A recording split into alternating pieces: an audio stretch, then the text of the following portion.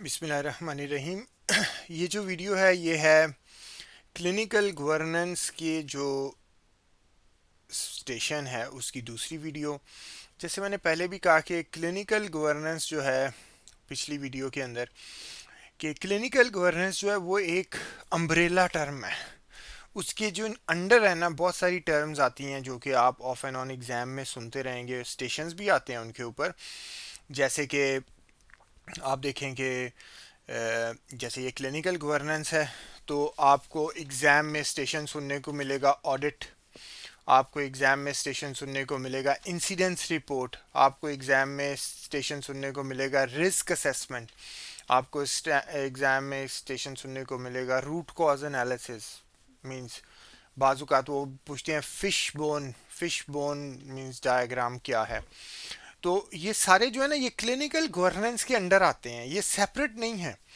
यानी कि जब आप एक्सप्लेन करते हैं तो आप एक पूरे पूरे उसको एक्सप्लेन करते हैं कि जी ये कि ये रिस्क फैक्टर्स थे, इस तरह मैनेज किया गया, इस तरह इसको मैनेज करना चाहिए था, ये गलतियां हैं मैनेजमेंट के अंदर, और ये मेरी रिकमेंडेशंस हैं, और इस चीज़ को फ्यूचर में इम्प्लीमेंट करना चाहिए, फिर उसका ऑडिट करना चाहिए, फिर हमें देखना चाहिए फ़ायदा हो रहा है कि नहीं। यानी कि पूरा क्लिनिकल गवर्नेंस होता है। बाजू का एक आधी दफ़ा ऐसे भी स्टेशन आया कि उन्होंने क्लिनिकल गवर्नेंस की डेफिनेशन पूछी, उन्होंने पिलर्स पूछे कि पिलर्स क्या हैं क्लिनिकल गवर्नेंस के। जैसे मैंने आपको बताया कि पायरेट्स के नाम से याद रखते हैं, इनका कोई सीक्वेंस नहीं है, आप किसी भी सीक्वेंस में बता सकते हैं। आपने नाम बताने होते हैं, आपने थोड़ा थोड़ा एक्सप्लेन करना होता है उनको कि जी ये पेशेंट पब्लिक इन्वॉल्वमेंट के अंदर हम मुख्तलिफ सर्वेज करा सकते हैं, पेशेंट का फीडबैक फॉरम होता है, या मेरा मतलब है क्वेश्चन आयर्स पेशेंट को दे सकते हैं, सेमिनार्स करा सकते हैं पेशेंट के इंफॉर्मेशन, पेशेंट की मीन्स इन्वॉल्वमेंट के लिए। फिर इंफॉर्मेशन में कि हमारी इंफॉर्मेशन अबाउट किसी क्लिनिकल चीज़ के बारे में अब होनी चाहिए, पेशेंट की इंफॉर्मेशन जो हॉस्पिटल के रिकॉर्ड में है वो होनी चाहिए, पेशेंट की हमें जैसे पता होना चाहिए कि पेशेंट की जो प्रीवियस जो उसके डिटेल्स हैं। क्योंकि हमारे देखिए होता ही है यूके के सिस्टम में ना, पेशेंट का रिकॉर्ड होता है जो अवेलेबल रहता है, ऑनलाइन अवेलेबल रहता है, बाजुकात वो नोट्स की फॉर्म में रहता है। यानी कि आप 10 साल पुराने प्रोसीजर के नोट्स भी आप ऑनलाइन देख सकते हैं। आप पेशेंट की डिटेल्स, उसका पुराना फ़ोन नंबर क्या था, नया फ़ोन नंबर क्या है, ये सब कुछ आप देख सकते हैं, जो कि कॉन्फिडेंशियलिटी होता है। कॉन्फिडेंशियलिटी का आपको बकायदा साइन करना पड़ता है डॉक्यूमेंट जब आप एम्प्लॉय बनते हैं, और अगर आप उसको ब्रीच करें तो आपके खिलाफ जो है बड़ी मीन सीरियस इंक्वायरी होती है कि अगर आप पेशेंट की कॉन्फिडेंशियलिटी को ब्रीच करें। ठीक है। रिस्क मैनेजमेंट जैसे मैंने बताया कि उसके लिए हम रिस्क असेसमेंट करते हैं, प्रोस्पेक्टिव केस की भी कर सकते हैं, रिट्रोस्पेक्टिव की भी कर सकते हैं, लेकिन ज़्यादातर एग्जाम में वो स्टेशन आते हैं जिनमें कोई बैड आउटकम हो चुका होता है और आपने उसकी रिस्क असेसमेंट करनी होती है कि ये मिस्टेक की गई, इस सर्जरी को करना ही कंसल्टेंट को चाहिए था, इस सर्जरी को यूरोलॉजिस्ट की मौजूदगी में करना चाहिए था, ब्लड बैंक को हमें पहले बताना चाहिए था, 2 ग्रीन कैनुले डालने चाहिए थे, वी बैक के अंदर कंसेंट के अंदर देखें जी सारी इन्वेस्टिगे कंसेंट के अंदर पेशेंट को बताया ही नहीं गया कि ये वाली जैसे हो सकता है वो आपके सामने एक कंसेंट फॉर्म रख दें, वो कहें जी इसके अंदर मेरा मतलब है क्रिटिकल एनालिसिस करें इसका। अब उसकी रिस्क मैनेजमेंट तो नहीं, क्रिटिकल एनालिसिस, उसके अंदर उन्होंने मीन्स 2 4 5 कॉम्प्लिकेशंस बताई होंगी। सिजेरियन में उन्होंने बावल इंजरी का बताया ही नहीं होगा, जबकि ब्लैडर बावल इंजरी सब बताना होता है। उन्होंने हिस्ट्रेक्टमी का बताया ही नहीं होगा कि ऑब्स्टेट्रिक हिस्ट्रेक्टमी हो सकती है ब्लीडिंग अगर ज़्यादा हो जाए। उन्होंने ब्लड ट्रांसफ्यूजन का नहीं बताया होगा, उन्होंने वूंड इन्फेक्शन का नहीं बताया होगा। तो आप क्रिटिकल एनालिसिस करते हैं कि देखें जी ये जो है कंसेंट में मिस्टेक्स हैं, ये बतानी चाहिए थी। फिर आप रिकमेंडेशंस ये देते हैं कि देखें जी आरसीओजी की जो सिजेरियन सेक्शन की कंसेंट की गाइडलाइंस हैं वो हमें इम्प्लीमेंट करनी चाहिए, कि उसको हमें अपने ट्रेनीज़ को बताना चाहिए कि वो गाइडलाइंस पढ़ें, कंसेंट की, हिस्ट्रेक्टमी की गाइडलाइंस पढ़ें, प्लेसेंटा प्रीविया के सिजेरियन की गाइडलाइंस पढ़ें, प्लेसेंटा प्रीविया का सेफ्टी प्रोटोकॉल है जो 2021 की या 2020 की गाइडलाइन में आया है, वो प्रोटोकॉल जो है हमारे ट्रेनीज को पता होना चाहिए कि मीन्स प्लेसेंटा प्रीविया के ऑपरेशन में कंसल्टेंट का मौजूद होना ज़रूरी है, 2 आईवी लाइनें होनी चाहिए, 4 क्रॉस मैच होने चाहिए। ये मीन सेफ्टी बंडल है, सेफ्टी बंडल बोलते हैं शायद प्लेसेंटा प्रीविया का सेफ्टी बंडल। मीन्स ज़रूर कोई ना कोई ना मीन्स इस तरह ureteric injury, placenta previa, VBAC, इस तरह का मीन्स कोई maternal death, neonatal death, chorioamnionitis, GBS, GBS means के जीबीएस की इन्फेक्शन थी, एंटीबायोटिक्स दी नहीं, बच्चा जीबीएस पॉजिटिव हो गया, न्यूनेटल एनआईसीयू में चला गया। तो ये मिस्टेक था कि आईवी एंटीबायोटिक्स क्यों नहीं दी गई जब आरसीओजी की गाइडलाइन रेकमेंड करती बेंजाइल पेनिसिलिन। तो ये इस तरह ना बेसिकली आपने रिस्क असेसमेंट करनी होती है, रिस्क मैनेजमेंट करनी होती है, वो प्रोस्पेक्टिव रिट्रोस्पेक्टिव दोनों फॉर्म में आप कर सकते हैं। ज़्यादातर रिट्रोस्पेक्टिव आता है जब कोई बैड आउटकम हो जाता है। फिर ऑडिट, जो ऑडिट का सेपरेट स्टेशन भी हमने डिस्कस किया, एजुकेशन ट्रेनिंग में workshops, prompt, also surgical skills, communication skills, neonatal life support, basic life support, ये सारी जो है ये हमें मींस ज़रूरी नहीं है हम क्योंकि डॉक्टर होते हैं तो हम डॉक्टर के हिसाब से सोच रहे होते हैं, ये सबके लिए होती हैं कि अपने अपने फील्ड में हेल्थ केयर असिस्टेंट के लिए, नर्सिस के लिए, मिडवाइफ्स के लिए अपने अपने मींस फील्ड की वर्कशॉप्स। फिर क्लिनिकल इफेक्टिवनेस यानी कि गाइडलाइंस की इफेक्टिवनेस क्या है, कोई प्रोसीजर अगर कर रहे हैं तो उसकी कोई इफेक्टिवनेस है कि नहीं है, तो ये हो गया। फिर एस में स्टाफ मैनेजमेंट यानी कि स्टाफिंग जो है प्रॉपर है कि नहीं। अब जैसे कि अगर सपोज करें 20 पेशेंट है तो सिर्फ 2 डॉक्टर नहीं 6 डॉक्टर होने चाहिए, 20 पेशेंट्स के लिए 6 नर्सिस होनी चाहिए। इस तरह मीन स्टाफ की मैनेजमेंट, उनके उनके रोल की मैनेजमेंट, यानी कि फर्स्ट ईयर का पीजीआर जो है उसको प्लेसेंटा प्रीविया करने की इजाज़त नहीं होनी चाहिए। ठीक है, फोर्थ ईयर के पीजीआर को सपोज करें, फोर्थ ईयर के पीजीआर को सिंपल लेप्रोस्कोपी डायग्नोस्टिक की इजाज़त होनी चाहिए, लेप्रोस्कोपिक हिस्ट्रेक्टमी की इजाज़त नहीं होनी चाहिए। Independent means in the presence of consultant तो वो कर सकता है। ये हो गया। तो अब आ जाता है इस फिर ये गवर्नेंस की, जैसे मैंने एक एग्जांपल दी थी आपको कि ये आप देखें आरसीओजी वालों का ही है ये, कि इस तरह मींस आप मींस बेसिकली कि क्लिनिकल गवर्नेंस को, क्योंकि आप सिस्टम को इम्प्रूव करना चाहते हैं, फिर इम्प्रूव करके आप उसको मेंटेन रखना चाहते हैं, तो आप फिर गाइडलाइंस फॉलो करते हैं। आप लोकल जैसे अपने डॉक्टर्स की ट्रेनिंग करते हैं, उनके बारे में आपने मुख्तलिफ क्राइटेरिया सेट किए होते हैं कि first year PGR prime previous caesarean section का ऑपरेट नहीं करेगा, second fourth year PGR suppose placenta previa अकेला नहीं करेगा, कंसल्टेंट थिएटर में होना चाहिए। ये जैसे आप सेट कर देते हैं क्राइटेरिया जो कि किए हुए हैं आरसीओजी ने सेट। ठीक है, तो अब ये हो गया।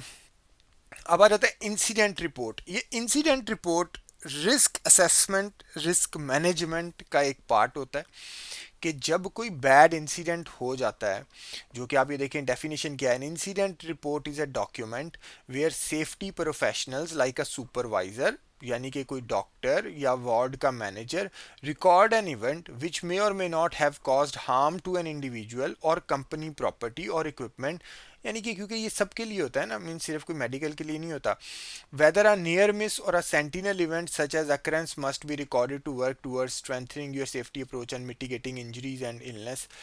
यानी कि कोई इंसिडेंट जो है, जो मीन्स या तो डैमेज कर चुका है या डैमेज करने लगा था, मीन्स किसी भी चीज़ को, पेशेंट सेफ्टी को, पेशेंट की हेल्थ को, बच्चे की हेल्थ को, डॉक्टर देखे ना, पेशेंट हेपेटाइटिस बी पॉजिटिव था लेकिन किसी ने उसकी हेपेटाइटिस की रिपोर्ट ही चेक नहीं की, और वो पेशेंट थिएटर में चला गया और थिएटर में डॉक्टर्स ने या उन्होंने किसी ने भी प्रोटेक्शन नहीं की, उन्होंने ऑपरेट कर दिया, ऑपरेट करने के बाद पता चला हो ये तो हेपेटाइटिस बी पॉजिटिव था। मीन्स जब वो वापस आ गया उसके बाद मीन्स 6 घंटों के बाद पता चला ये तो हेपेटाइटिस बी पॉजिटिव था। Now this is an incident report that you missed an important thing, because वो मेरा मतलब है हेपेटाइटिस बी थिएटर में चला गया ना, डॉक्टर्स ने डबल ग्लविंग नहीं की, थिएटर को वो जिस तरह होता है प्रॉपरली कार्बोलाइज या क्लीन नहीं किया गया, जो गाइडलाइंस के मुताबिक जैसे हेपेटाइटिस पेशेंट के बाद करना चाहिए वैसे नहीं किया गया। This is an incident report. ठीक है, तो ये होता है कि उसको अब रिपोर्ट किसी ने करना है, तो इसमें ये होता है कि उसको डॉक्टर जिम्मेदारी लगाई जाती है बेसिकली ना शिफ्ट के अंदर। जैसे कि यूके में वो शिफ्ट की एक सीनियर मिडवाइफ इंचार्ज होती है, उसका काम ही सिर्फ ये होता है कि उसने शिफ्ट के अंदर मींस उसने शिफ्ट को जिस तरह होता है ना इंचार्ज के तौर पे, कि कोऑर्डिनेटर के तौर पे उसने काम करना है, उसने बच्चे डिलीवर नहीं करवाने, उससे कोई काम नहीं करना, उसने सिर्फ ये देखना है कि मिडवाइफें पूरी हैं, स्टाफ पूरा है, ठीक है, डॉक्टर्स पूरे हैं, means patients beds means rooms जो हैं या बेड्स जो हैं वो पूरे हैं, मींस मेडिसिन अवेलेबल हैं। इसी तरह उसका काम होता है कि जो जो हो रहा है, मींस कोई इंसिडेंट रिपोर्ट वाला अगर कोई काम हुआ है, उसकी इंसिडेंट रिपोर्ट उसने फाइल करनी है अपनी शिफ्ट ख़त्म होने से पहले। वो डॉक्यूमेंट होता है जैसे हॉस्पिटल का, उसके ऊपर वो फिल करती है, ऑनलाइन भी फिल कर सकते हैं, फिर उसको वो सेंड कर देते हैं, जो कि हॉस्पिटल की मींस रिस्क असेसमेंट जो टीम होती है उनके वो पास चला जाता है। या जैसे अगर वो डॉक्यूमेंट है तो वो चले जाता है। जैसे बाजूकात हम नहीं फाइल करते कि कोई रिपोर्ट फाइल करनी है, तो वो हमारी जिम्मेदारी होती है कि शिफ्ट का इंचार्ज जो है वो यूं फिल करके वो मींस क्लर्क को दे जाएगा, फिर वो क्लर्क जो है हॉस्पिटल के रिकॉर्ड में पहुंचा देगा। तो इसी तरह इंसिडेंट रिपोर्ट। अब फिर इंसिडेंट रिपोर्ट जो होती है, अब what should be included in the incident report, ये तो हम सबको पता है। देखें टाइम, डेट, इवेंट क्या हुआ है, लोग कौन इन्वॉल्व थे, असल मींस जैसे कि क्या चीज़ के इंसिडेंट हुआ क्या है, कि मींस कोई चीज़ अवेलेबल नहीं थी, कोई इन्वेस्टिगेशन नहीं हुई, ब्लड बैंक ने देर से रिस्पॉन्ड किया, डॉक्टर जो है वो सोया हुआ था डॉक्टर अनिस्थेटिस्ट सोया पड़ा था, मिडवाइफ जो है वो मींस वो अवेलेबल नहीं थी, पेशेंट पीपीएच में 1 पॉइंट। फिर ना ये जैसे कि ये सारी डिटेल्स होती हैं। अब इंसिडेंट रिपोर्ट जो होती है, ऐसा नहीं है कि आप अपनी मर्जी से भेजते रहें कि आपको लगे कि यार ये ना मींस सपोज लाइट ख़राब होगी है तो ये इंसिडेंट रिपोर्ट है, ऐसा नहीं है। ये इन्होंने ना, आप ये देखें कि ये बहरहाल ये incident what should be included, जो कि आपको पता है डिटेल्स, टाइम, मीन इंसिडेंट, ये सारी चीज़ें उसने लिखनी होती हैं जैसे फॉर्म के ऊपर। अब ये ना आप ये देखें गायनाकोलॉजी की और ये ऑब्स्टेट्रिक्स की, होता ये है कि आरसीओजी ने भी बनाया हुआ है, आरसीओजी ने भी, और फिर हर हॉस्पिटल जो होता है ना यूके के अंदर, वो अपने अपने हिसाब से आरसीओजी की मीन्स उसको सामने रखते हुए अपने हिसाब से वो बना लेते हैं कि ये जो इवेंट्स हैं ना, ये इंसिडेंट रिपोर्ट में जाते हैं। फिर अगर फ्यूचर में उन्हें कोई नज़र आता है कि ये मीन्स डेंजरस हो सकता था, वो उसको शामिल कर लेते हैं, हॉस्पिटल का डॉक्यूमेंट होता है। वैसे देखें गायनाकोलॉजी के अंदर जैसे जो क्लिनिकल इंसिडेंट्स हैं, प्रोसीजर परफॉर्म्ड विदाउट कंसेंट, यानी कि कंसेंट ही नहीं है, प्रोसीजर हो गया, this is incident report. Damage to structure, ureter bowel vessel, incident report.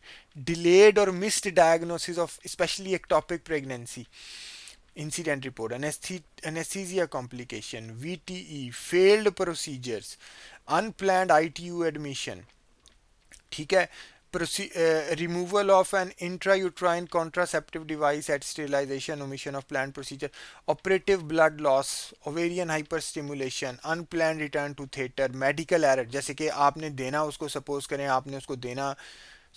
आपने उसको पेनिसिलिन एलर्जी वाले पेशेंट को आपने मॉक्सिसिलिन दे दी, दिस इज इंसिडेंट रिपोर्ट। जब आपको पता था उसको पेनिसिलिन एलर्जी है तो आपने उसको मॉक्सिसिलिन क्यों दी, ठीक है। मेडिकेशन एरर, रिटेन्ड स्वॉब और इंस्ट्रूमेंट, जैसे वो होता नहीं है हमारे जैसे तौलिया रह गया, अखबारों में खबर आती, this is incident report. You have to tell it to the hospital risk assessment. Hospital की पहले हॉस्पिटल की इन जर्नल और हर वार्ड की एक अपनी रिस्क असेसमेंट कमेटी होती है, ठीक है। उसको आरसीए की रूट कॉज एनालिसिस की, वो जैसे वो क्लिनिकल रिस्क मीटिंग्स करती है, रूट आरसीए मीटिंग्स करती है, जिसको रूट कॉज एनालिसिस बोलते हैं, यानी कि वो क्लिनिकल गवर्नेंस की हर वार्ड की, यानी कि हर डिपार्टमेंट की एक अपनी होती है मींस कमेटी, और एक हॉस्पिटल की मींस कमेटी होती है, ठीक है। तो वो यूजुअली जैसे डिपार्टमेंट वाली जो है वो अपनी मींस मीटिंग करती है, हॉस्पिटल वाली जो है वो मींस जैसे मंथली करती है, डिपार्टमेंट वाली वीकली करते हैं।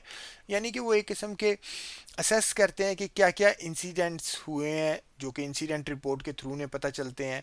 फिर उनमें वो असेस करते हैं कि जैसे कि क्या क्या एरर्स थे, क्या कोई एरर था अव्वल तो देखिए ना, नेचुरली भी तो अब अगर सब कुछ ठीक किया हमने लेकिन ब्लड लॉस 2 लीटर्स हो गया, भैया ह्यूम ह्यूम कोई एरर नहीं है, सब कुछ हमने फॉलो किया है, तो बस ठीक है। मेरा मतलब जैसे ह्यूम वो मींस हर चीज़ तो नहीं कंट्रोल की जा सकती, तो उसको वो मींस कर देते हैं कि जी हमने अपनी तरफ से कोशिश की कि सब कुछ ठीक हो, सब कुछ फॉलो किया गया, लेकिन ब्लड लॉस 2 लीटर हो गया, चले कोई बात नहीं, हमने अपनी तरफ से मींस के जो केस हुआ वो सारा केस जो है गाइडलाइंस के अंदर ही उसको फॉलो किया गया, कि हमने उसको सिंटोमेट्रिन दी, हमने सिंटोसिनॉन दिए, हमने माइजोप्रोस्टॉल दी, ठीक है।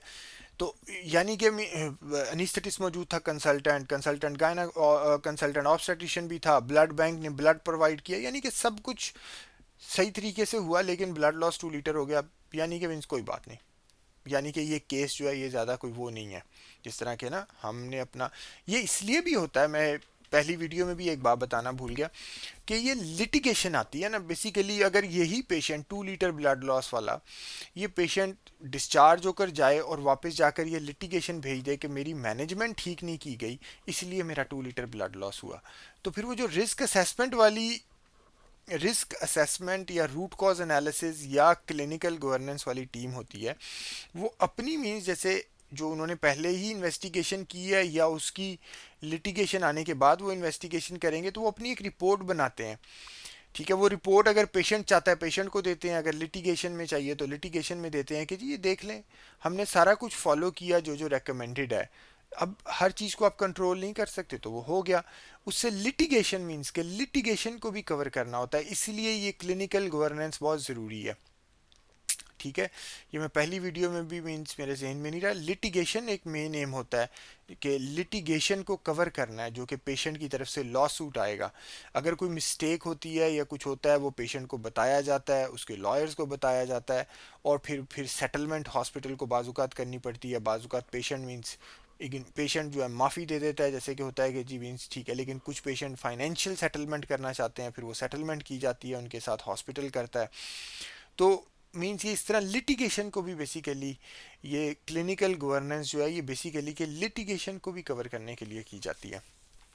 ठीक है, फिर ये देखिए organisational incident, absence of supervision when required, यानी कि अगर मैं मीन्स रजिस्ट्रार ऑपरेट कर रहा है, जूनियर डॉक्टर ऑपरेट कर रहा है, कंसल्टेंट मौजूद नहीं है, प्लेसेंटा प्रीविया ऑपरेट हो रहा है, दिस इज इंसिडेंट रिपोर्ट। क्यों क्यों मौजूद नहीं कंसल्टेंट, भाई उसको पे किया जाता है, उसको मौजूद होना चाहिए।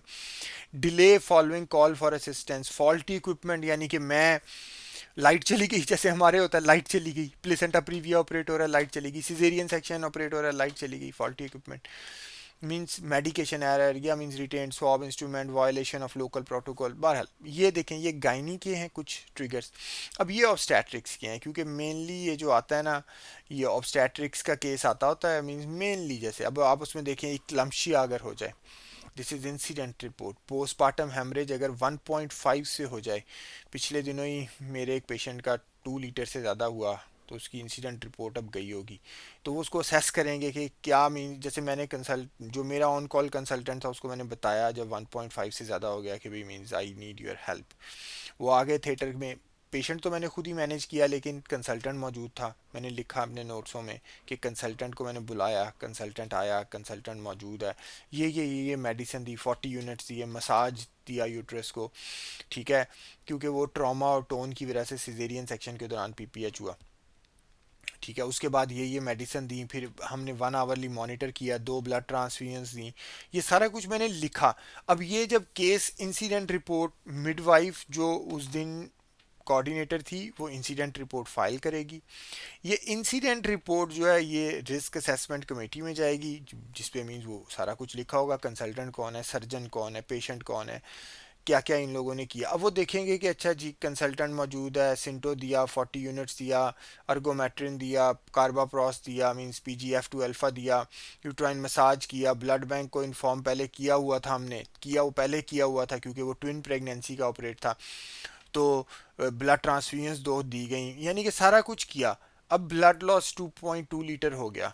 ठीक है, लेकिन हम यही कर सकते थे ह्यूमनली, यानी कि और कोई इक्विपमेंट का इशू नहीं था, हर चीज़ अवेलेबल थी, एनिस्थेटिस्ट था, कंसल्टेंट एनिस्थेटिस्ट था, कंसल्टेंट ऑब्स्टेट्रिशियन थिएटर में मौजूद था, और ब्लड लॉस इवेंचुअली 2.2 हुआ एंड पर।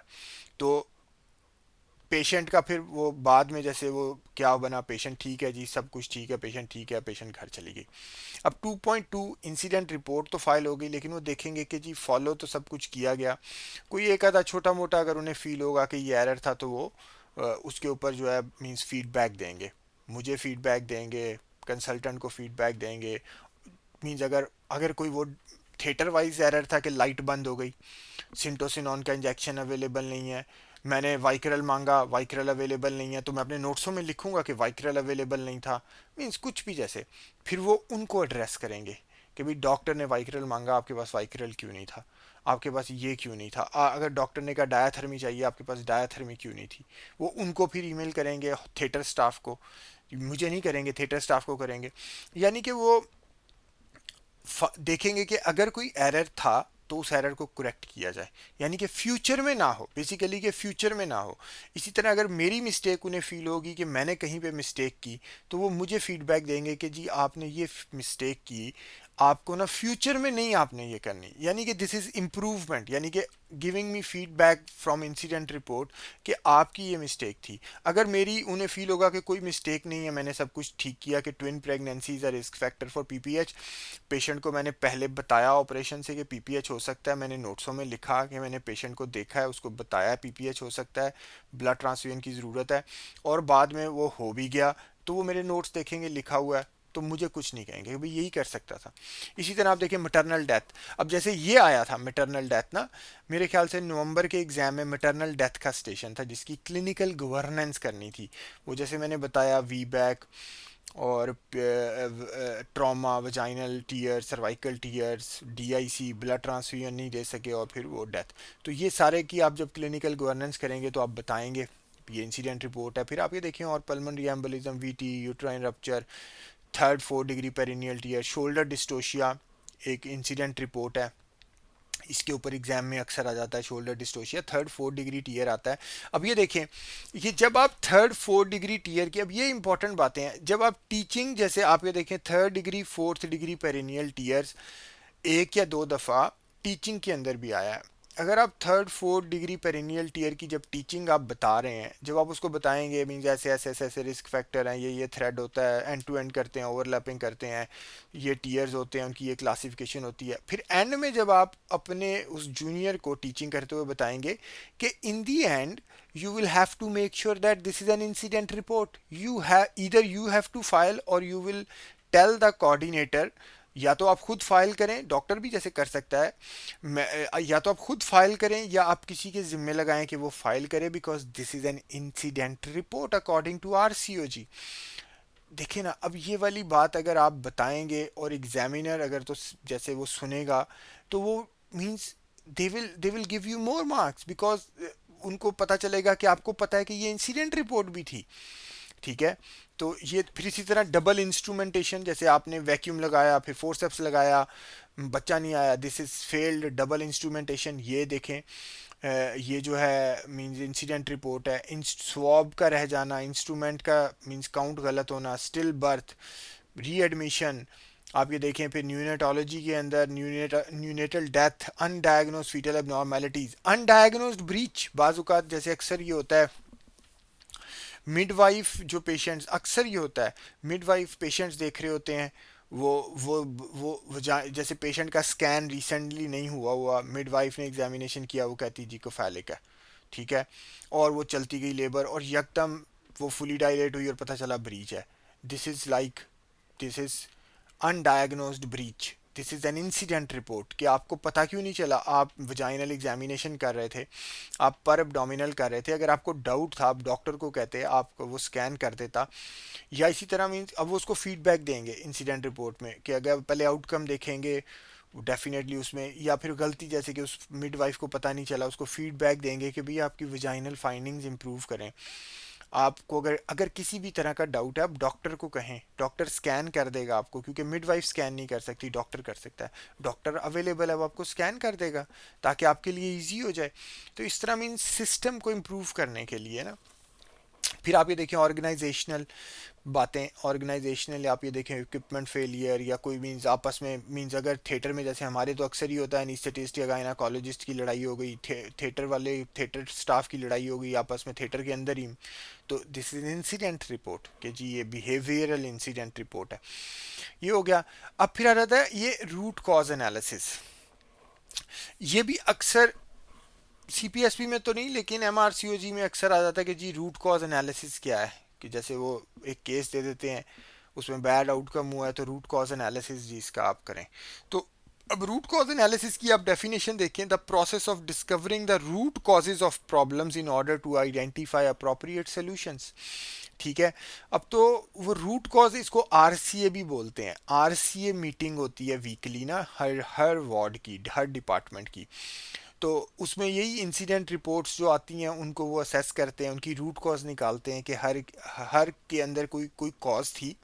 ठीक है, अब आप ये देखें, जैसे आप ये देखें, ये सिम्टम्स होते हैं, उसकी कॉजेज होती हैं, फिर एक प्रॉब्लम होती है ना, कि प्रॉब्लम प्रॉब्लम कॉजेज हैं जो कि एक प्रॉब्लम कॉज कर रहे हैं, और प्रॉब्लम से आगे सिम्टम्स हैं। तो वो बेसिकली कि रूट कॉज क्या है उसकी। ठीक है, जैसे कि अगर सपोज करें, मैं क्या कहूँ कि जैसे सपोज करें कि जूनियर डॉक्टर ऑपरेट कर रहा है, या मींस वूंड इन्फेक्शन हो रहा है, एंटीबायोटिक्स जो है वो लो डोज में दी जा रही है या दी नहीं जा रही, सिजेरियन सेक्शन से पहले एंटीबायोटिक्स, 4-5 पेशेंट वूंड इन्फेक्शन के साथ आ गए हैं। यानी कि वूंड इन्फेक्शन तो एक सिम्टम है। ठीक है, और प्रॉब्लम क्या है कि एंटीबायोटिक नहीं दी गई। कॉज क्या है कि उस एंटीबायोटिक को एनेस्थेटिस्ट ने नहीं दिया, ऑब्स्टेट्रिशियन ने कहा नहीं, अवेलेबल नहीं थी थिएटर में, मीन्स कि क्या वजह है। ठीक है, कि सिम्टम क्या है, वूंड इन्फेक्शन। ठीक है, प्रॉब्लम क्या है, एंटीबायोटिक्स नहीं दी गई उस पेशेंट को सिजेरियन सेक्शन से पहले। ठीक है, तो कॉजेज क्या है, एंटीबायोटिक अवेलेबल नहीं है, अनिस्थेटिस देना भूल गया, ऑब्स्टेट्रिशियन ने कहा ही नहीं एनिस्थेटिस्ट को कि भाई एंटीबायोटिक दे दो। ठीक है, या एंटीबायोटिक की डोज थोड़ी थी, एंटीबायोटिक एक्सपायर थी, एंटीबायोटिक अवेलेबल नहीं थी, मींस अब ये दीज आर डिफरेंट कॉजेज। ठीक है, तो ये इस तरह ना रूट कॉज एनालिसिस की जाती है कि उसकी असल कॉज, रूट कॉज क्या है, जो प्रॉब्लम है और उसका सिम्टम वूंड इन्फेक्शन है। ठीक है, और प्रॉब्लम क्या है, एंटीबायोटिक नहीं दिया गया, क्यों नहीं दिया गया, उसकी जो कॉज है, रूट कॉज एनालिसिस ये करना होता है। फिर ये रूट कॉज एनालिसिस जो होता है ना, ये देखें, ये फिश बोन डायग्राम, ये फिश बोन डायग्राम अक्सर जो है ना आरसीओजी में जैसे पूछी जाती है कि ये फिश बोन, ये बेसिकली ऐसे होता है, अब ये देखें, ये फिश होती है ना ऐसे। ठीक है, कि उसकी कॉजेज देखी जाती हैं कि अब ये देखें ना कि एक इफेक्ट हुआ। ठीक है, वूंड इन्फेक्शन हो रही है, एंटीबायोटिक नहीं दी गई, इफेक्ट क्या है, वूंड इन्फेक्शन। ठीक है, सिजेरियन सेक्शन के बाद 10 पेशेंट आ गए हैं जिनके वूंड इन्फेक्ट है। अब कॉजेज तो डिफरेंट हो सकती हैं, मेडिसिन अवेलेबल नहीं है, एंटीबायोटिक अवेलेबल ही नहीं है। ठीक है, एंटीबायोटिक देना भूल गए। ठीक है, एंटीबायोटिक देना भूल गए, यानी कि ये तो मेडिसिन की कॉज हो गई। दूसरी क्या है, थिएटर, थिएटर भाई नीट क्लीन नहीं है, थिएटर की जो इंस्ट्रूमेंट्स हैं वो नीट क्लीन नहीं है। थिएटर की मीन्स जिस तरह वो कह लें कि sterility of instrument, sterility of theatre. जैसे वो हमारा थिएटर होता था, उधर ऑपरेशन हो रहा है और परली साइड पे बारिश का पानी अंदर गिर रहा है थिएटर के, मीन्स अब फिर क्या उस थिएटर में आपने मीन्स वूंड इन्फेक्शन से बचाना है। ठीक है, medicinal causes, instrument, theatre causes. अब ये इधर जैसे डॉक्टर जो है उसकी स्टिचिंग ठीक नहीं है, डॉक्टर ने थ्रेड ठीक यूज़ नहीं किया, डॉक्टर का स्टिचिंग करने का तरीका ठीक नहीं है, डॉक्टर ने ये कहा कि एंटीबायोटिक की ज़रूरत नहीं है। ठीक है, मीन्स के डिफरेंट कॉजेज, डिफरेंट कॉजेज आप ये देखें ना, एक कॉज थोड़ी है कि फिश बोन की तरह के डिफरेंट कॉजेज को देखा जाता है, जो कि ऑर्गेनाइजेशनल हो सकती हैं, जो कि डॉक्टर की हो सकती हैं, जो कि थिएटर की हो सकती हैं, जो कि मेडिसिन की हो सकती हैं, जो कि पेशेंट की तरफ से भी तो हो सकता है ना। आप ये देखें कि ज़रूरी तो नहीं है कि डॉक्टर का या हॉस्पिटल का ही कसूर हो। पेशेंट को आपने कहा कि भाई आपका सिजेरियन हुआ है, 2-4 दिन आपने एहतियात करनी है, और पेशेंट जैसे हमारे अक्सर होते हैं, वो जाते हैं पट्टी उतारी और उसके ऊपर उन्होंने वो मीन्स जैसे मैं क्या कहूँ, जैसे पेरीफ्री में बाजू का देसी घी लगाना शुरू कर देते हैं वूंड के ऊपर। ठीक है, means what they are doing, या उन्होंने वेट लिफ्टिंग शुरू कर दी तो वो उनके स्टिचेस ख़राब हो गए, स्टिचेस लूज़ हो गए। अब ये भी तो कॉज है ना, कि ये ज़रूरी तो नहीं है कि डॉक्टर का कसूर है या हॉस्पिटल का कसूर है, मरीज़ का कसूर है कि उसने ये काम किया और उसका वूंड इन्फेक्शन हो गया या स्टिचेस ख़राब हो गए। तो ये फिश बोन डायग्राम बोलते हैं कि आपने उसके ऊपर असेस करनी होती है रूट कॉज एनालिसिस को ना, कि रूट कॉजेज के कॉजेज क्या हैं, ये जो प्रॉब्लम है या ये जो सिम्टम्स आ रहे हैं। ठीक है, वूंड इन्फेक्शन के जो सिम्टम्स हैं उसकी कॉज, जो प्रॉब्लम है मीन्स उसकी कॉजेज क्या हैं। ठीक है, और फिर आप ये देखें, जैसे अब ये एक fish diagram depicting contributory factors for a case of postnatal thrombosis. जैसे पोस्ट नेटल थ्रोम्बोसिस हो गया एक पेशेंट को, वीटीई हो गया, अब उसके अंदर आप मुख्तलिफ कॉजेज़ आप देखें, इन्वायरमेंटल यानी कि नो डिस्चार्ज प्लानिंग, उसको मीन्स रिसोर्सेज ट्रेनिंग इन वीटीई, यानी कि पेश जो मिडवाइफ थी या डॉक्टर थी या नर्स थी उसको वीटी का इंजेक्शन सही तरह नहीं दिया। डिस्चार्ज की प्लानिंग, जैसे कि मीन्स उसको डिस्चार्ज के ऊपर बताया ही नहीं गया कि आपने 6 हफ्ते इस्तेमाल करनी है, आपने 10 दिन इस्तेमाल करनी है ये वाली वीटी। नो रूटीन असेसमेंट, यानी कि डॉक्टर ने या मिडवाइफ ने असेस ही नहीं किया पेशेंट के रिस्क फैक्टर्स को देख कर के इसको ज़रूरत है, किसी ने कहा ही नहीं कि इसको ज़रूरत है। बिजी यूनिट, यानी कि जी एक मिडवाइफ है और 15 मरीज़ हैं, उसने 5 को दिया, 5 को नहीं दिया वीटी और फिर एक को वीटी हो गया। Means busy unit, working conditions, individual, environment, resources, patient, multiple factors, patient के अंदर रिस्क फैक्टर्स हैं, बीएमआई है, प्रीवियस हिस्ट्री है। तो पेशेंट की मींस हमने सारा कुछ सही किया लेकिन पेशेंट के अंदर रिस्क फैक्टर्स इतने हैं कि उसको पोस्टनेटल थ्रोम्बोसिस हो गया। Organisational and management lack of guideline, यानी कि कोई गाइडलाइन ही नहीं है कि आपने, जैसे अक्सर होता है कि आरसीओजी की वीटी की गाइडलाइन है कि इसको आपने 6 वीक्स के लिए देना है, इसको आपने 10 डेज के लिए देना है, 7 to 10 डेज के लिए देना है, इसको नहीं देना आपने। अब ये गाइडलाइन है ना, तो अगर किसी को हो जाए और आपने सब कुछ किया है तो आप लिटिगेशन में जस्टिफाई करते हैं कि ये देखें जी गाइडलाइन में लिखा था मैंने तो ये किया, ठीक है। तो मीन्स कि ये देखें मुख्तलिफ फैक्टर, सिर्फ एक कोई नहीं, जैसे कि सिर्फ डॉक्टर को ब्लेम नहीं करना, resources, environment, individual, working conditions, patient, organisational management, ये यानी कि ये पोस्टनेटल थ्रोम्बोसिस जो एक प्रॉब्लम हुआ, फिश का जो हेड है, आप ये देखें फिश बोन है ना, कि ये फिश का जो हेड है जो मींस इफेक्ट हुआ है, उसकी कॉजेज क्या है, इन सारी कॉजेज को एवेल्युएट करना, यानी कि root cause analysis fish bone की तरह, फिश बोन की सूरत में की जाती है। आप सिर्फ एक के ऊपर नहीं फोकस करते कि सिर्फ पेशेंट पे ही ना फोकस करी जाए कि पेशेंट का कसूर है, सिर्फ डॉक्टर पे फोकस ना करें कि सिर्फ डॉक्टर का कसूर है। आप हर तरह से फोकस करें कि ये जो पोस्टनेटल थ्रोम्बोसिस हुआ है इसकी रीज़न मींस हर तरह से एवेल्युएट करें, ठीक है। तो ये मींस फिश बोन, इसको बोला जाता है फिश बोन डायग्राम। नेक्स्ट क्या, अब ये एग्जांपल्स हैं इसके ऊपर, अब जैसे वीडियो ये लंबी हो जाएगी लेकिन बहरहाल आई होप अगर आप एक दफ़ा इसको अंडरस्टैंड कर लेंगे 1.5-2 घंटे लगाकर, तो आप एक तो फ्यूचर में भी और दूसरा मींस प्राइवेट प्रैक्टिस और एग्ज़ाम के पॉइंट ऑफ व्यू से आपके 2-3 स्टेशन कवर हो जाएंगे।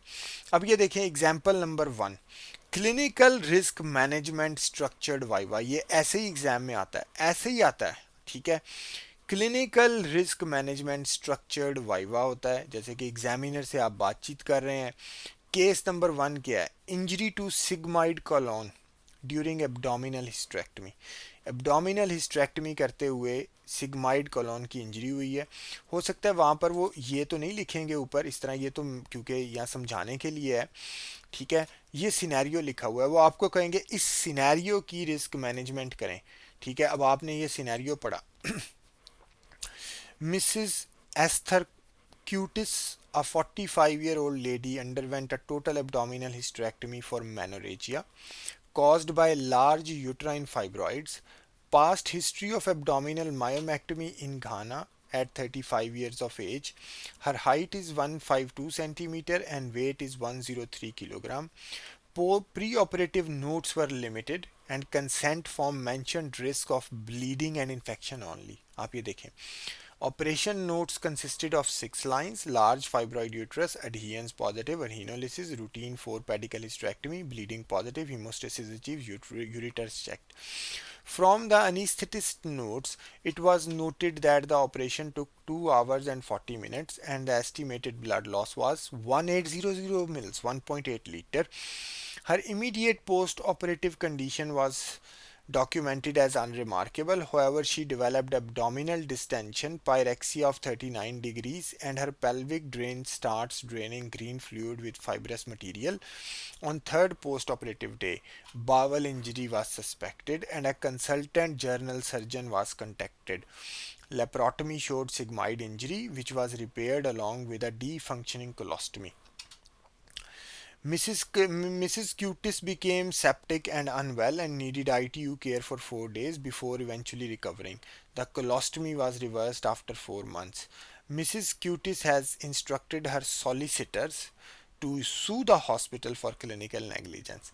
अब इस केस की आपने फिर ये आगे इसकी की है वो हम बाद में डिस्कस करेंगे, ठीक है, मैंने भी की नहीं पढ़ी हुई। तो अब आप ये देखें कि ये इस केस की रिस्क असेसमेंट करें, ठीक है। अब आप शुरू से स्टार्ट करेंगे, ठीक है। जैसे आपने ये पढ़ लिया, जैसे 2 मिनटों में आपने ये पढ़ लिया, अब आप इसकी रिस्क मैनेजमेंट करेंगे। या तो एग्जामिनर आपसे सवाल पूछेगा या आप बताएंगे कि पेशेंट की जैसे means there is a bowel injury during abdominal hysterectomy. So first of all hysterectomy was done due to menorrhagia and caused by large uterine fibroids. Patient has got a history of previous myomectomy. Weight आप उसका देखें कि weight 103 kilogram है। तो patient's BMI is more, patient has got previous myomectomy. और अब total abdominal hysterectomy plan की गई है उसके एब्डोमेन पर, यानी कि लार्ज यूट्राइन फाइब्राइड्स हैं। तो यानी कि it was a high risk surgery, it was not a routine low risk surgery, it was a high risk surgery कि उसका वेट जो है वो BMI ज़्यादा है पेशेंट का, प्रीवियस मायोमेक्टमी की हिस्ट्री है और फाइब्रॉइड जो है वो लार्ज है, ठीक है। तो सबसे पहले तो आप ये देखें कि पेशेंट का वेट ज़्यादा है, एक मींस हाई रिस्क सर्जरी है, रूटीन की सर्जरी नहीं है, कम्प्लेक्स सर्जरी है, फाइब्रॉइड बड़ा है, प्रीवियस मायोमेक्टमी है और पेशेंट का वेट ज़्यादा है, दिस इज़ कम्प्लेक्स सर्जरी, ठीक है। तो अब आगे आप देखें कि आप ये एक्सप्लेन करते हैं कि ये कॉम्प्लेक्स सर्जरी है। सबसे पहले तो ये कि ये सिंपल सर्जरी नहीं है। नेक्स्ट ये है कि pre operative notes were limited and pre operative pre operative operation से पहले and consent form mention risk of bleeding and infection. So ideally this patient pre-operatively this patient should be seen properly consented, including के जैसे इसकी consent में mention किया जाना चाहिए कि ये एक कम्प्लेक्स सर्जरी है, इसमें ब्लैडर और बावल की इंजरी हो सकती है, ब्लड ट्रांसफ्यूजन की ज़रूरत पड़ सकती है, return to theatre and reopen की ज़रूरत पड़ सकती है, ठीक है। आईसीयू में एडमिशन की ज़रूरत पड़ सकती है, जो कि कम्प्लेक्स सर्जरी की आप अगर गाइडलाइंस देखेंगे RCOG की तो उसके अंदर मेरा मतलब मेंशन किए हुए हैं ये सारे।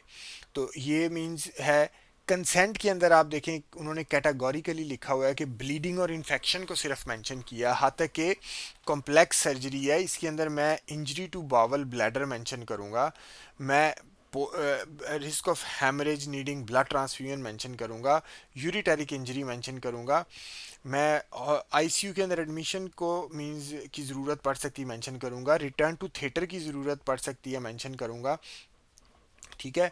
तो और मैं मींस पेशेंट को ये बताऊंगा कि मेरे पास आपके पुराने जो आपकी घाना के अंदर पहले सर्जरी हुई है, मेरे पास उस सर्जरी के नोट्स नहीं है, मुझे मालूम नहीं है कि वो सर्जरी में क्या हुआ था।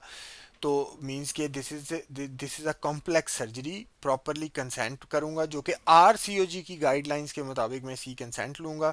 फिर आप ये देखें कि ऑपरेशन के नोट्स में सिर्फ 6 लाइनें लिखी हुई हैं, this was a complex surgery, so I am not sure who did it. मुझे इधर से नहीं पता चल रहा, आप ये देखें मुझे इधर से नहीं पता चल रहा कि who did this surgery, whether it was a first year PGR, fourth year PGR consultant. और फिर नोट्स जो हैं बहुत लिमिटेड हैं, इन नोट्स में डिटेल्स लिखनी चाहिए कि सर्जरी कैसे गई, एडहियंस कहाँ कहाँ पर थी, ये जो एडहियंस प्लस प्लस हैं ये कहाँ पर थी, ब्लैडर के साथ थी, बावल के साथ थी, एब्डोमेन की वॉल के साथ थी, यूट्रस फाइब्रॉइड का साइज कितना था, इंटीरियर वॉल पे था, पोस्टीरियर वॉल पे था, एडिनोलिसिस किससे की, डायाथर्मी से की, सिजर से की या ब्लेड से की, 4 पेडिकल हिस्टेरेक्टमी, ब्लीडिंग पॉजिटिव, कहाँ से ब्लीड कर रही थी ये, haemostasis achieved, ureters checked means. और इसके अलावा क्या और लिखा, फिर जैसे ये नोट्स होते हैं, नोट्स आपने प्रॉपर इसीलिए कहा जाता है कि नोट्स अच्छे लिखें क्योंकि वो नोट्स ही आपको फ्यूचर में, क्या आपने ये लिखा कि means bowel injury, there was no gross bowel injury, swabs पूरे हैं आपकी, निडल्स पूरी हैं, निडल काउंट पूरी हैं। अब आप ये देखें कि अनिस्थेटिस्ट के नोट्सों में लिखा हुआ है कि 2 घंटे और 40 मिनट की सर्जरी हुई, आपकी नोट्सों में 6 लाइनों में ये लग ही नहीं रहा कि ये 2 घंटे और 40 मिनट की सर्जरी है। एस्टिमेटेड ब्लड लॉस इज़ 1.8, क्या इसके बाद इसको ब्लड ट्रांसफ्यूजन दी किसी ने, क्या इसके बाद किसी ने इसके ब्लड्स को चेक किया, ठीक है। अब यहाँ पे इमीडिएट पोस्ट ऑप रिकवरी में अनरिमार्केबल लिखा हुआ है। क्या किसी ने पेशेंट से पूछा कि उसको वो फ्लेटस पास कर रही है, बावल की मूवमेंट हो रही है? किसी ने उससे ये पूछा पोस्ट ऑपरेटिव डे में, फर्स्ट सेकंड, क्योंकि थर्ड पे उसने डेवलप किया, फर्स्ट सेकंड पे किसी ने उसको देखा? ये मींस मिस्टेक है। मेंशन नहीं किया हुआ कि इसकी सर्जरी किसने की है। और उसके बाद जैसे फिर हमने उसके बाद सर्जन, कंसल्टेंट सर्जन और became well ITU, colostomy was reverse. क्या इस पेशेंट को डी ब्रीफिंग के लिए बुलाया गया? क्या इस पेशेंट को बताया गया कि मेरा मतलब क्या हुआ इसके साथ? क्योंकि कई पेशेंट्स होते हैं वो लिटिगेशन के अंदर ये कहते हैं कि हमें एक तो मीन्स जो हमारा मसला हुआ वो तो हुआ ही हुआ, इसके अलावा हमें इमोशनली सपोर्ट नहीं किया गया, हमें बताया ही नहीं गया हमारा मसला क्या है। ठीक है, मैं मेंटल ट्रॉमा हो गया मुझे। ठीक है, तो डी ब्रीफिंग करनी होती है आपने। जब भी कोई मीन्स बैड इंसिडेंट हो जाता है तो आप पेशेंट को डी ब्रीफ करते हैं।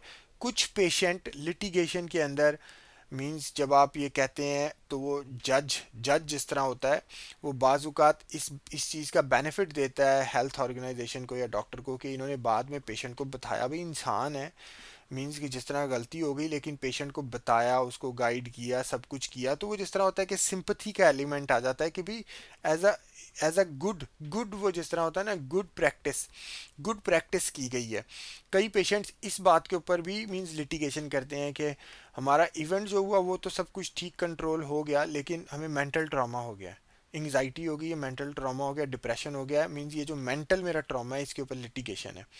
तो डी ब्रीफिंग फिर अरेंज की जाती है हॉस्पिटल में। ये रिकमेंडेड है कि आप डी ब्रीफ करें उस पेशेंट को, अगले दिन जाएं या 2 दिन बाद जाएं या 10 दिन बाद आप उस पेशेंट को बुलाएं, आप उसको एक्सप्लेन करें सारा कुछ, अपॉइंटमेंट दे के बुलाएं, एक्सप्लेन करें अगर हमारी मिस्टेक है, उस मिस्टेक में उससे अपोलोजाइज़ करें, उसको मेरा मतलब बताएं कि मीन्स हम फ्यूचर में, मेरा मतलब है इस आपकी इस मिस्टेक से हमने सीखा है, हम इसको इम्प्लीमेंट करेंगे ताकि और किसी के साथ ऐसा ना हो।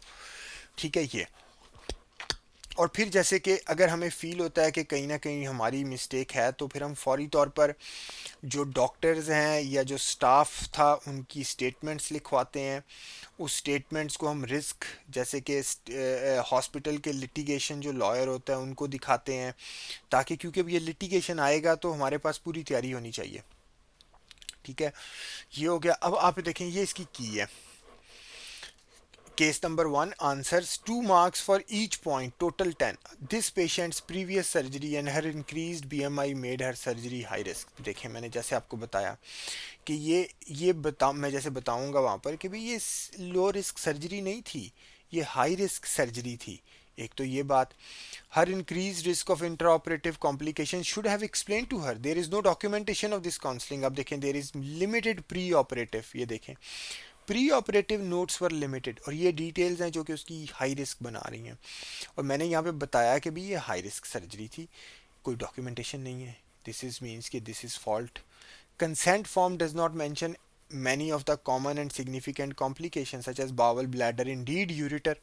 Thromboembolism was a significant risk which was also not mentioned. अब आप ये देखें कि कंसेंट फॉर्म में सिर्फ ब्लीडिंग और इन्फेक्शन मेंशन किए हुए हैं, तो आप इसको क्रिटिसाइज करते हैं कि मीन्स ये मेंशन होना चाहिए था। ये क्रिटिकल एनालिसिस है, ये वो वाला क्रिटिसिज्म नहीं है, ये क्रिटिकल एनालिसिस है कि आप एक क्रिटिकल एनालिसिस कर रहे हैं कि ये चीज़ होनी चाहिए थी। ठीक है, रिकमेंडेशंस क्या हैं? कंसेंट फॉर्म्स जो हैं उनका हमें ऑडिट करना चाहिए कि जब वो फिल किए जाते हैं तो क्या प्रॉपरली फिल किए जाते हैं, RCOG की गाइडलाइंस के मुताबिक होने चाहिए। जैसे बाजूकात तो पूछते हैं कि भाई ये कंसेंट, अब जैसे जैसे कंसेंट आ जाती बाजूकात के कंसेंट के ऊपर क्रिटिकल एनालिसिस करें, तो वो फिर आपने अपनी अपनी रिकमेंडेशंस भी तो देनी है ना कि मैंने इम्प्रूव क्या करना है। तो RCOG की कंसेंट की गाइडलाइंस को पढ़ें। कंसेंट जो है अगर देखें ना, एक डॉक्टर है उसने 10 मरीज देखने हैं और वहीं पे कंसेंट लेनी तो वो 5 मिनट में लेगा। अगर हम एक कंसेंट क्लिनिक बनाएंगे जहाँ पे प्री ऑपरेटिव पेशेंट आए और मैंने सिर्फ उनकी कंसेंट ही लेनी है, तो मैं हर मरीज को 10-15 मिनट दूंगा जो कि बनाए होते हैं। ठीक है, और मैं 10-15 मिनटों में फिर उसको सारा एक्सप्लेन करने की कोशिश करूंगा, लिखूंगा उनको this is pre operative pre operative appointment. ये यूके में हर हॉस्पिटल में की जाती है, स्पेशली जो मेजर सर्जरीज होती हैं, कि प्री ऑपरेटिव अपॉइंटमेंट दी जाती है, उसमें प्रॉपरली उनकी कंसेंट फिल की जाती है, डॉक्यूमेंटेशन की जाती है, पेशेंट इंफॉर्मेशन लीफलेट्स दिए जाते हैं, लिखा जाता है कि पेशेंट इंफॉर्मेशन लीफलेट हमने मरीज़ को दिया है ताकि जो आरसीओजी की इंफॉर्मेशन है वो खुद पढ़ ले, अगर मैं सारी नहीं बता सका तो वो खुद पढ़ ले। ठीक है। फिर ये देखें, ये इन्फॉर्म क्लिनिकल गवर्नेंस लीड, यानी कि जो क्लिनिकल गवर्नेंस का इंचार्ज है, अब उनको मैं बताऊंगा कि देखें यार कंसेंट ही इसकी प्रॉपर फिल नहीं की गई, ये मेरी रिकमेंडेशंस में कि मैं उनको गाइड करूंगा कि जी ये देखें कंसेंट नहीं है, ये तो एक वैसे भी जैसे इंसिडेंट रिपोर्ट है, ये इंसिडेंट रिपोर्ट है। ठीक है। ऑपरेटिव नोट्स आर इनएडिक्वेट, जो कि मैंने आपको बताया कि ऑपरेटिव नोट्स आप देखें 6 लाइनें लिखी हुई हैं, ऑपरेशन उसका 2 घंटे हुआ है, 3 घंटे हुआ है। ठीक है। तो हम डॉक्टर को फीडबैक देते हैं, आप ये देखें कि any proximity to bowel during adhesiolysis कोई मेंशन नहीं है, एस्टिमेटेड ब्लड लॉस के ऊपर कोई कमेंट नहीं है। ठीक है। रिकमेंडेशंस ये हैं कि surgeon needs to be contacted by the clinical governance lead, यानी कि मैं मुझे तो कहा गया ना कि क्रिटिकल एनालिसिस करें इस केस का। ठीक है। अगर तो मैं मींस हूँ जैसे कमेटी का मेंबर तो मैं भी बता सकता हूँ उस सर्जन को, वरना मींस मैं क्लिनिकल गवर्नेंस की जो टीम है उनको मैं रेकमेंड करूंगा कि भाई ये आप जो है ना इनको, ये इस डॉक्टर को बताएं कि भाई नोट्स को प्रॉपर लिखे। ये इसमें ये करते हैं, ये अपने ट्रेनीज को मुख्तलिफ जैसे केसेस देते हैं और ये कहते हैं कि आप, मेरा मतलब कि रिस्क जो क्लिनिकल गवर्नेंस वाली टीम होती है वो इनके ट्रेनीज को गाइड करने के लिए वो इनको कहते हैं कि आप ये जो केस हुआ है ना, आप इसके ऊपर अपने अपने मीन्स रिमार्क्स लिखे हमें दें। तो फिर आप रेकमेंड करते हैं कि डॉक्टर को बताया जाए कि जनाब नोट्स तो पूरे लिखें। फिर ये देखें ऑडिट, और फिर उसके बाद ये है कि मेडिको लीगल के पॉइंट ऑफ व्यू से जो मींस आपका वकील है हॉस्पिटल का, उसको बताया जाए कि भाई ये इंसिडेंट हुआ है, हमारी इसमें मिस्टेक लग रही है, प्रिपरेशन कर लो मींस अपनी आप, ये हमारे ऊपर लिटिगेशन आएगा जो कि मींस उस पेशेंट ने किया है। ठीक है। ये देखें एंड पे सू द हॉस्पिटल। तो ये बहरहाल ये इस तरह मींस आपने करना होता है, बेसिकली दिस इज़ योर की। ठीक है। जब आपको वो कहते हैं ना क्लिनिकल रिस्क मैनेजमेंट करनी है इस केस की आपने, तो आपने 5 से 6 इंपॉर्टेंट पॉइंट बताने हैं। सबसे पहले तो ये कि ये एक कॉम्प्लेक्स सर्जरी थी, ये इस पेशेंट को बताना चाहिए, इस पेशेंट को गाइड करना चाहिए, उसकी कंसेंट प्रॉपरली फिल्ड नहीं है, उसके प्री ऑपरेटिव नोट्स नहीं है, कंसेंट फिल्ड नहीं है, ऑपरेटिव नोट्स आप देखें कितने पुअर हैं। आप ये देखें कि उसके ब्लड लॉस के ऊपर कोई कमेंट नहीं है कि ब्लड ट्रांसफ्यूजन दी गई कि नहीं दी गई। फिर जो पोस्ट ऑपरेटिवली मींस उसको किसी ने नहीं देखा, और बहरहाल जैसे, और फिर ये जैसे हम लीगल टीम को बताएंगे कि ये मेरी रिकमेंडेशंस हैं। तो ये बहरहाल इस तरह आप रिस्क असेसमेंट का रिस्क मैनेजमेंट करते हैं, क्लिनिकल रिस्क। अब ये आगे हम, ये तो गायनी का हो गया, अब ये ऑब्स्टेट्रिक्स का मेरे ख्याल से मैंने ये पढ़ा नहीं है, लेकिन चले हम देख लेते हैं। Mrs. Shetty is a 35-year-old primary gravida who was booked for shared antenatal care under Mr. Johnson. A routine sample of urine obtained at 20 weeks gestation showed presence of infection with E. coli sensitive to augmentin, cefalexin, and trimethoprim. This result was, however, not actioned and was filled in the notes with no signatures. Filed in the notes with no signatures. There is no evidence that the result was indeed seen by any doctor or midwives. Mrs. Shetty presented to the hospital at 25 weeks gestation with temperature, vomiting, loin and lower abdominal pain. A diagnosis of pyelonephritis was made and treated with IV antibiotics. She, however, went into preterm labor 2 days later and delivered a male infant of 25 weeks. Steroid was not given as she was found to be fully dilated when examined. Unfortunately, a vaginal examination was not performed on admission. आप देखें कितनी बड़ी मेरा मतलब mistake है।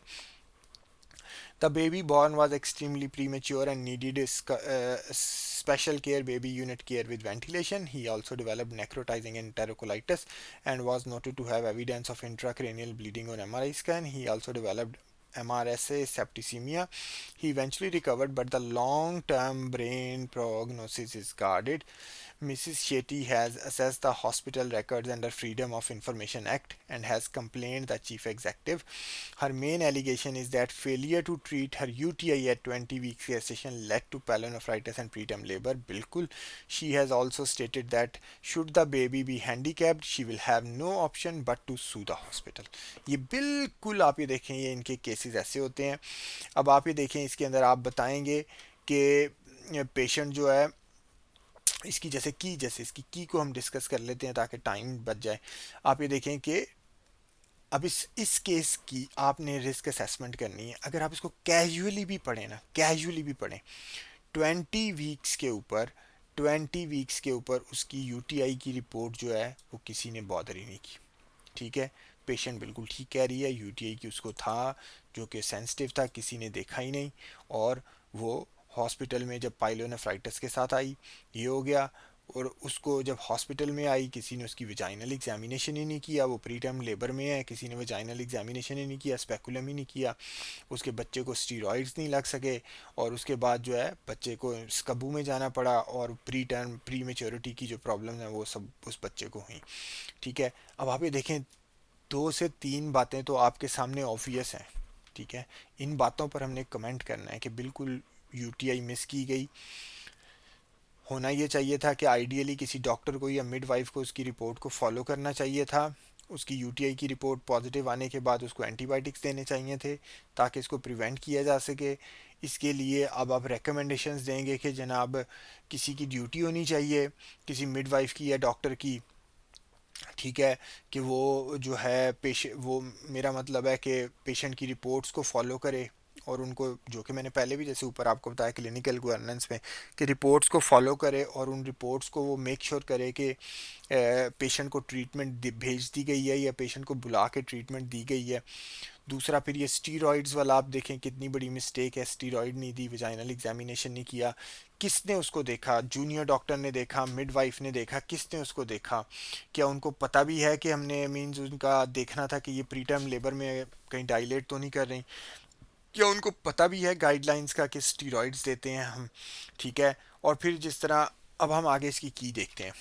ठीक है, क्योंकि मैं भी थक गया हूँ। MSU result showing the infection was not action. Recommendations, अब आप ये देखें, नंबर 1, जो 20 वीक्स पे उसका यूरिन रिपोर्ट थी उसके ऊपर एक्शन नहीं लिया गया। ये नंबर 1 क्रिटिकल रिस्क मैनेजमेंट के अंदर आपकी असेसमेंट है कि दिस इज़ रॉन्ग। रिकमेंडेशन क्या है? This is clearly a failure of the system. A system of recording positive results of investigation should be instigated. There should be a fail-safe system for such results. Positive results should be discussed with either midwives or doctors. Results should never be filed unless signed by appropriate medical staff. अब ये ऐसे है कि जब ये MSU पे कोई चीज़ positive आती है ना, तो इन्होंने सिस्टम बनाया हुआ है, जैसे यूके में हॉस्पिटल्स के अंदर अक्सर, कि लेबॉरेटरी से वो कॉल करते हैं डिलीवरी स्वीट में, और वो कैटेगोरिकली बताते हैं कि आपके पेशेंट की अभी अभी हम रिपोर्ट अपलोड करने लगे हैं या हमने कर दी है, उसको ये पॉजिटिव है कि वो प्रेग्नेंट है। और क्योंकि वो रिपोर्ट के अंदर बताते हैं ना, जैसे कि सैंपल डिलीवर प्रेग्नेंट पेशेंट का है, तो उसको ना इकोलाई की इन्फेक्शन है, और ये एंटीबायोटिक सेंसिटिव है। ठीक है, यानी कि ये देखें, ये लैब वाला आपको फ़ोन करके बताता है, फिर वो डॉक्टर या मिडवाइफ खोल के देखते हैं, फिर अब उनके ऊपर वो लैब वाला अपने नोट्सों में लिखेगा जो लेबॉर्ट्री के अंदर, कि मैंने 8:35 पे कॉल करके डिलीवरी स्वीट में बता दिया या एंटीनेटल क्लिनिक में बता दिया। अब आगे मिडवाइफ या डॉक्टर जिसको बताया, अब उसकी रिस्पॉन्सिबिलिटी है कि वो उसके नोट्सों को देखें, पेशेंट को कांटेक्ट करें, उसको एंटीबायोटिक्स या तो भेज दें या उसको बताएं कि ये एंटीबायोटिक्स लेनी है, या वो हॉस्पिटल आकर ले जाए। ठीक है, तो और फिर आपने ये करने के बाद उसके नोट्सों में ये डॉक्यूमेंट करना है ऑनलाइन या कहीं, कि भाई हमने इसको भेज दिया। यानी कि ये इस तरह सिस्टम को आप इम्प्रूव करते हैं, जो कि अगर वो फ्यूचर में सपोज उसको मैंने एंटीबायोटिक्स दे दी हैं लेकिन ये फिर भी लिटिगेशन कर रही, तो एटलीस्ट फिर ऑनलाइन नोट्सों में लिखा होगा कि एंटीबायोटिक्स मैंने इसको बताई थी, मैंने इसको भेजी थी, मैंने इसको बताई थी, लेकिन इसने नहीं ली और पाइलो हो गया, फिर हमें कुछ नहीं, फिर लिटिगेशन में हॉस्पिटल का कुछ नहीं होगा, फिर मरीज की अपना कसूर है। ठीक है, there is clearly a need to review the standard operating procedure for similar cases, यानी कि ये मिस्टेक है। At admission with lower abdominal pain a speculum examination should have been perform. देखें, जैसे मैंने आपको कहा, to assess the cervix and obtain high vaginal swabs, वो तो हर एक पेशेंट का करते हैं। Recommendations, the protocol of management of abdominal pain in pregnancy should be reviewed. It is important to find out why guidelines were not followed, यानी कि guidelines अगर या तो थी नहीं, अगर थी तो क्यों नहीं हुई? क्या डॉक्टर को पता नहीं था? क्या मिडवाइफ को पता नहीं था? At 25 weeks with pyrexia, loin and lower abdominal pain, steroids should have been considered, especially if there was any cervical change. ये जैसे मैंने आपको बताया, ये मिस हुआ, ये स्टीरॉइड्स. अब next, communication with this patient has clearly been inadequate as she requested to assess the notes through the legal route. यानी कि देखें, आपने उसको डीब्रीफ नहीं किया. कहाँ क्या लिखा है उसने? Has assess the hospital records under freedom of information act. यानी कि आपने उसको बताया नहीं बाद में कि आपके साथ ये हमारी तरफ से मिस्टेक हुई है. हॉस्पिटल से डिस्चार्ज करने से पहले आपने उसको डीब्रीफ नहीं किया, और उसको खुद जाकर, मेरा मतलब है उसने अपने, उसको डाउट है कि मेरे साथ ठीक नहीं ट्रीटमेंट हुआ, और उसने फ्रीडम ऑफ इंफॉर्मेशन एक्ट के तहत अपने नोट्स उसने लिए हैं. यानी कि आपने उसको नहीं बताया कि हमारी ये मिस्टेक्स हैं. ये एक हो गया communication. Recommendation, the consultant should arrange a debriefing meeting. ये देखें, with this patient to go through with her the details of her pregnancy. The patient should be invited to bring a friend to his consultation. A manager, nurse, medical colleague should be present to take notes, and patient should be offered a copy of the record. Patient should be kept informed of any findings of risk management review.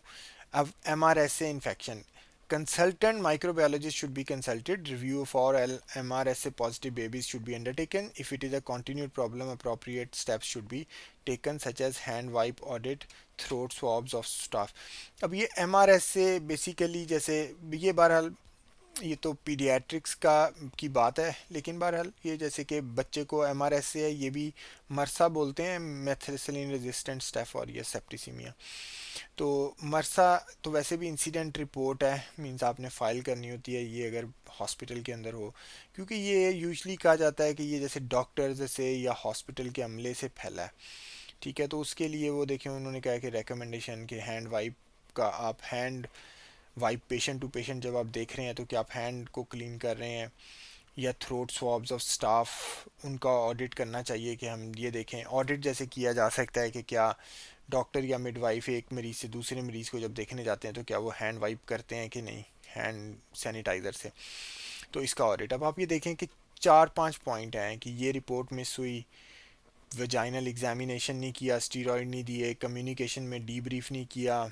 ठीक है, फिर ये मरसा का जैसे audit हम कर सकते हैं, क्योंकि बच्चे को अगर मैथिसिलिन रेजिस्टेंट इन्फेक्शन हुई है, मरसा, तो यूजली कहा जाता है ये हॉस्पिटल में जैसे ये डॉक्टर से या मिडवाइव्स या स्टाफ से जैसे ट्रांसफ़र हुई है, या पेशेंट से खुद भी हो सकती है, तो पेशेंट का भी स्वाब लिया जा सकता है.